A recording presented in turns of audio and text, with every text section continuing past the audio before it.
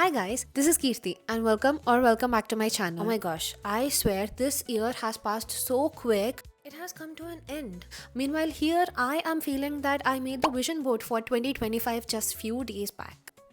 Anyway, while I was looking at that vision board, it caught me that I had this goal of reading more books, like actually sitting down and finishing them instead of collecting them just because they're pretty.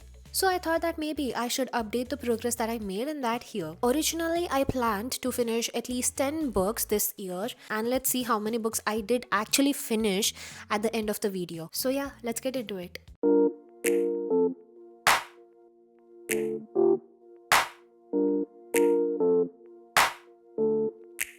While talking about the progress, I'd like to split this into chapters, so if you're just interested in knowing about the books, you can happily skip to that part. Chapter 1. The plan. Setting the reading goal. Like I said in one of my previous videos, I used to read, but that abruptly ended because of my NEET exam. Nonetheless, I restarted the habit because book reading is fun, don't you agree? So I came up with this goal, and I've planned to be open for all genre: thrillers, non-fiction, fiction, sad, love stories, you name it. And I read some of them on my iPad, and rest of them are physical copies. Chapter 2. The reality check. When life got in the way. You see, reading 10 books per year is not a big deal for few of them.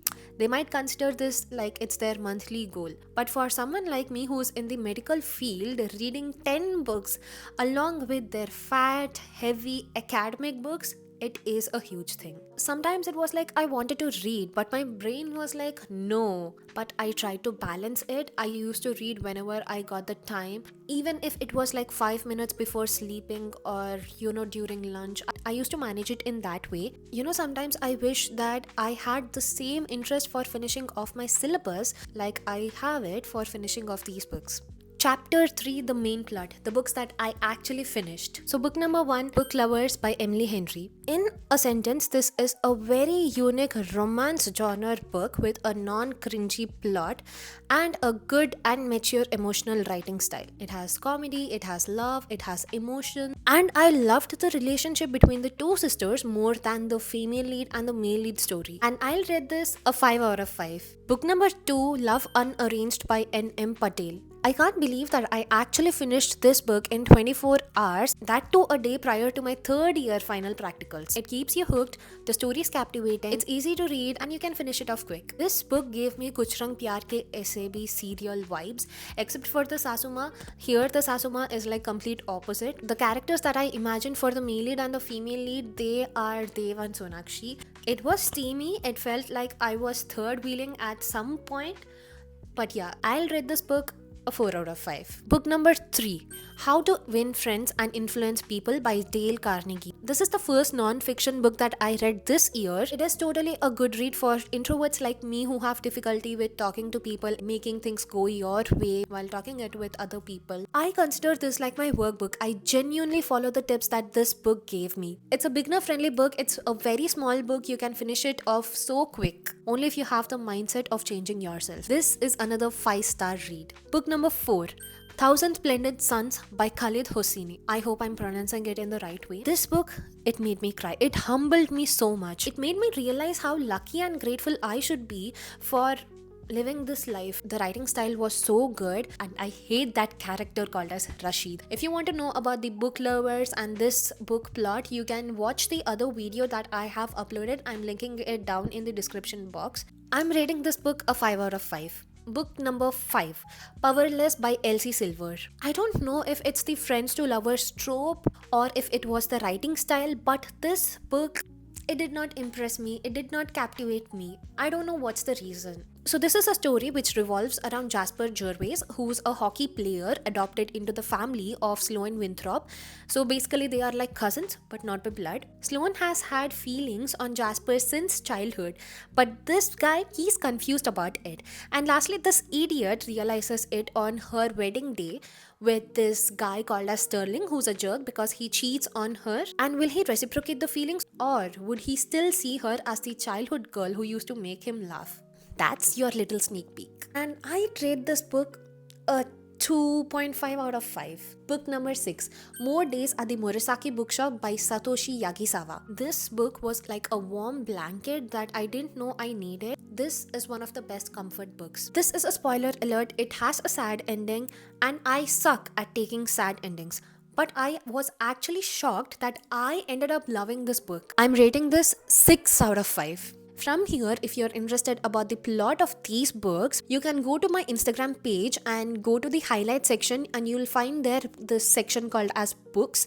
You can find it over there so that I don't waste your time in this video. Book number 6, Prajakta Kohli's first book, Too Good to Be True, which got quite a bit of controversy in the reviews. So the story from the start to the pre-climax, it was good, but I felt that the climax could have been written a little better. So the plot goes like this. Avani, a 23-year-old law student who works in a bookstore as a part-time job, meets this guy called as Aman, who's a 30-year-old CEO of textile company, falling in love with her at first sight. He actually does this thing. So he visits the bookstore and buys a book for his non-existent niece.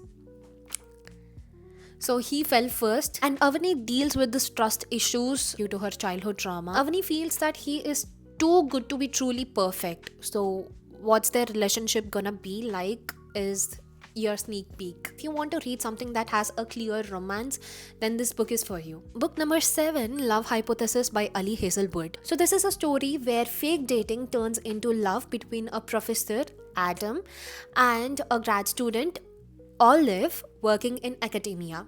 It felt good reading this book. I love the sarcastic writing in this book. The female lead being anxious, extremely overthinking. I think that was a little bit close to reality and it worked for me. But what didn't work for me was the lack of POVs. If it was there, I think this book would have done a little more better. Rating this 4 out of 5. Book number 8, Norwegian Wood by Haruki Murakami. I know that I'll be getting hate for saying this, but still I'll be putting it out. I'm rating this book 1 out of 5. I don't understand the purpose of this book. If you ask me what this book is about, I am speechless. I didn't understand the book at all. It took me a long time to finish this book, and the major hate, the long chapters of this book. Each chapter used to contain at least 50 to 60 pages on an average. My motivation to read the book died there itself. It felt to me that it was superficially written and it did leave me traumatized. Not a you should read this book, but if you're reading it, don't expect too much from it. Book number 9, Dating Dr. Dil by Nisha Sharma. So the tropes of this book: enemies to lovers, modern Desi family, fake dating, South Asian culture, and guess what? The main characters, they are Swifties. This book is getting brownie points for that. So the plot goes like this. Karina Munn is a successful lawyer who dreams of a love match like her parents had.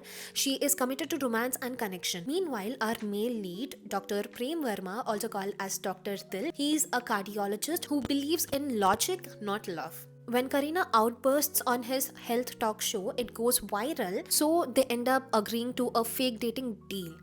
But sparks start flying. This is a unique story of two mature adults, polar opposites about love, but know exactly what they want. It's light and cozy, yet it tackles themes like family expectations and vulnerability beautifully. It's fun, flirty, and perfect choice for a good weekend read. Book number 10, Before the Coffee Gets Cold by Toshikazu Kawaguchi. There are 4 stories in this 212 pages book revolving around a cafe where they can travel to the past or the future, but they cannot change things. It's not as easy as it sounds because there are certain rules that have to be followed, and the utmost rule: sit on a particular chair and drink the coffee before it gets cold. If not done so, they'll be stuck in the past. I loved the sisters part and the mother and child part, and it made me cry. They've become my favorite part of the book.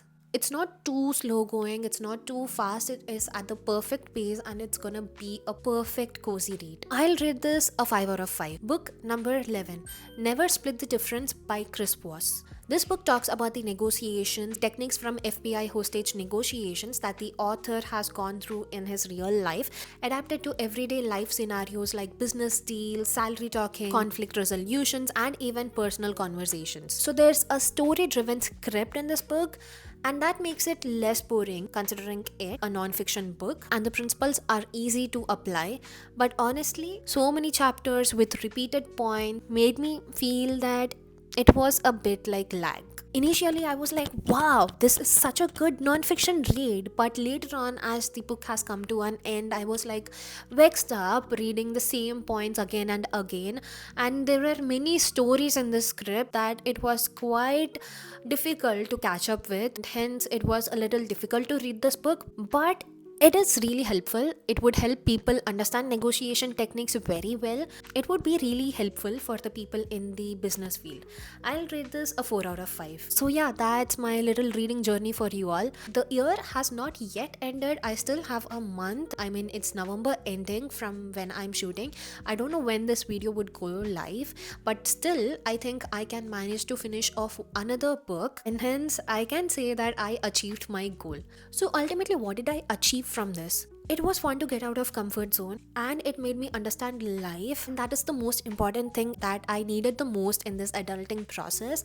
And it gave me comfort when I needed it. It also helped me build my personality. So yeah, I think reading books had helped me a lot. And yeah, this video comes to an end. I didn't cover the thrillers book this year, but I think I would do that in the next year because I have purchased 3 books, The Never Lie, Murder at Marybridge Castle, and The Housemaid's Secret. I think I'll be reading these in the next year, and I'll be covering the thriller genre there. If you are a reader too, tell me how many books you ended up finishing this year or what your favorite was. I am always open to recommendations, so I'll definitely give them a read. Thanks for hanging out with me today. I'll see you in my next video. Bye bye.